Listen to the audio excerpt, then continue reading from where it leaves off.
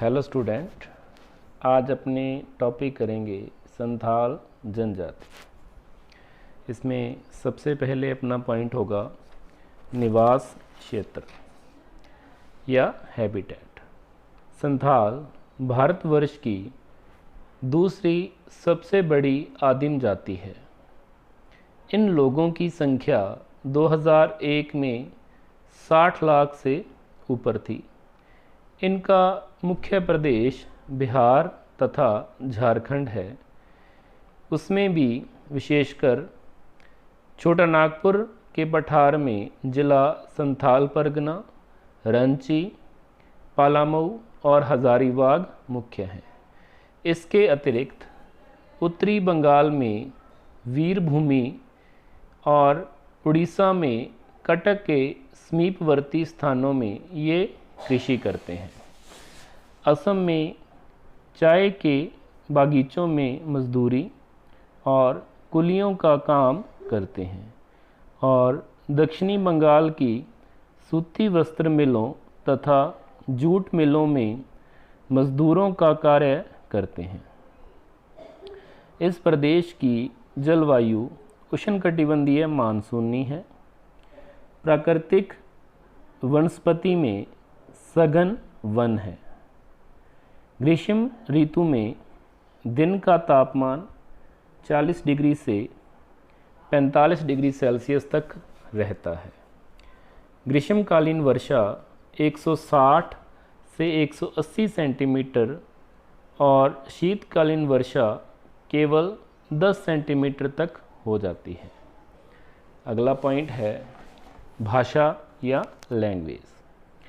संथाल लोग मुंडा भाषा बोलते हैं, जो ऑस्ट्रिक भाषा वर्ग की या जिसे अपने ऑस्ट्रो एशियाटिक भाषा वर्ग कह देते हैं की शाखा है। मुंडा भाषा के अलावा बिहारी, बंगाली, असमी भाषाएं भी आवश्यकता के अनुसार बोलते हैं।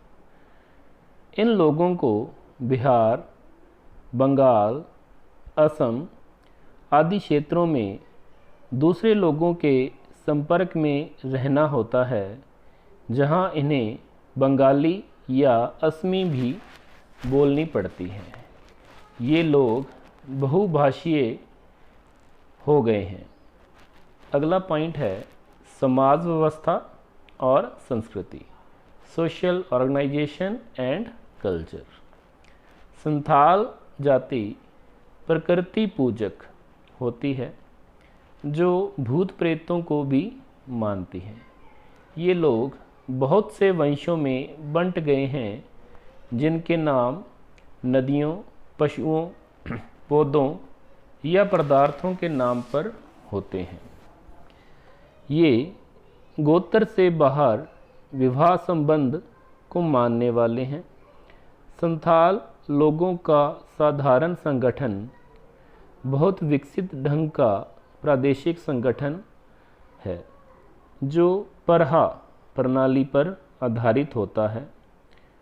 प्रत्येक गांव में एक मुखिया होता है, जो गांव की सीमा के अंदर निवास करने वाले सभी वंशों पर साधारण राजनीतिक अधिकार रखता है।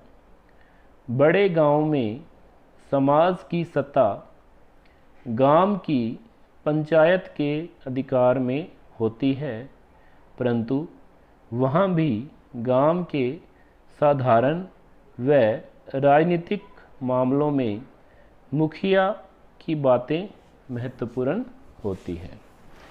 अगला पॉइंट है आर्थिक उद्यम, इकोनॉमिक ऑक्यूपेशन। संथाल लोग अधिकतर खेती करते हैं। खेती की कमी को वन से आखेट करके या खाद्य संग्रह और कंद मूल फल एकत्रित करके पूरा किया जाता है। जंगल काटकर साफ करने वाली जातियों में संथाल सबसे उत्तम है, किंतु अच्छे कृषक बनने के लिए अभी उन्हें बहुत कुछ सीखना पड़ेगा। जिन भागों में बिना कटे जंगल हैं वहाँ संथाल लोग भूमि साफ करके बस गए हैं। एक ही खेत को ये प्रतिवर्ष बोते रहते हैं। ये लोग सिंचाई, खाद तथा फसलों के हेर फेर पर कम ध्यान देते हैं। अतः खेती की उपज बहुत ही कम होती है और इन लोगों को जीवन यापन करने के लिए आखेट तथा मजदूरी की शरण लेनी पड़ती है। खान खोदने, चाय के बागीचों में काम करने वाले मजदूरों में अधिक संख्या संथाल मजदूरों की होती है। झारखंड की अभ्रक खानों और कोयले तथा लोहे की खानों में ये लोग कार्य करते हैं। युद्ध से पूर्व इन खानों में 70% संथाल कार्य करते थे, परंतु अब 25% है। यह कमी चाय बागवानी, टी प्लांटेशन में प्रवास माइग्रेशन करने से हुई है। अगला पॉइंट है विवाह प्रथा, मैरिज सिस्टम। संथाल समाज में विवाह की 2 प्रथाएं हैं। दोनों ही प्रथाओं में अपने वंश से बाहर दूसरे वंश में विवाह होता है। प्राय लड़कियों के माता पिता अपनी लड़कियों को वर्ण करने का अवसर देते हैं। एक प्रथा वह है जिसमें रैबर या बिचौलिए के द्वारा विवाह निश्चित कराया जाता है। दूसरी प्रथा में बिना रैबर की सहायता के लड़के लड़की के माता पिता या स्वयं लड़का लड़की निश्चित करते हैं। एक प्रथा है जिसे साधारण प्रथा कहते हैं। इस प्रथा में लड़के का पिता जाकर लड़की के पिता से विवाह का प्रस्ताव रखता है।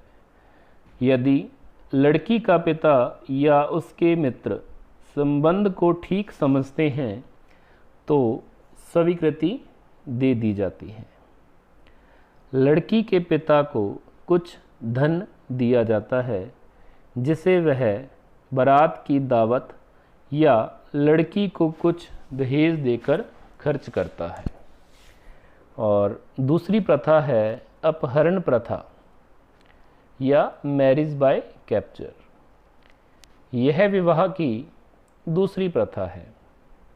इसमें लड़की का पिता लड़के से प्रार्थना करता है कि वह लड़की को बलपूर्वक ले जाए अथवा लड़के के साथ कुछ मित्र और लड़का स्वयं लड़की को उसके पिता के घर से बलपूर्वक पकड़कर ले जाते हैं। इसकी तिथि विवाह के समय से पूर्व निश्चित हो जाती है। पहले लड़की विरोध करती है, बाद में अपने अपहरण को सहन कर लेती है। इसके बाद लड़के का पिता लड़की के परिवार वालों से विवाह का प्रस्ताव करता है और निश्चित समय पर विवाह हो जाता है। इस प्रथा में वधू के पिता के आदर को ज़्यादा माना जाता है। वर्तमान काल में यह प्रथा बहुत कम होती जा रही है। और अगला पॉइंट है आधुनिक विकास। संथाल जनजाति ने स्वतंत्रता प्राप्ति के बाद बहुत तेज़ी से विकास किया है। शिक्षा के साथ साथ इन्होंने कृषि कार्य में विशेष उन्नति की है। अब अधिकांश भूमि पर स्थायी कृषि की जाती है।